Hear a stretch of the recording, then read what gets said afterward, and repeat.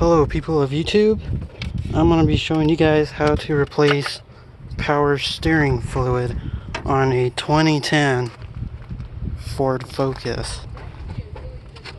So what you're going to need is one of these brake power bleeders from Harbor Freight. They're like 15 bucks.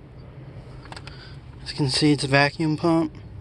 And you're going to need power steering fluid from wherever you want to buy it at. And what you're basically going to do is you're going to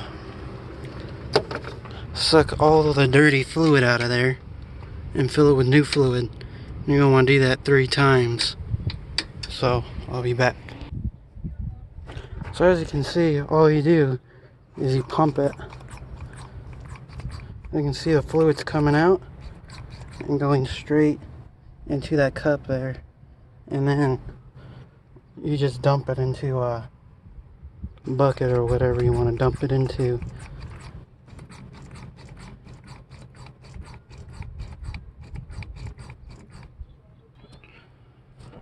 Okay, so I filled it up about once and dumped it. As you can see, there's not any in there anymore.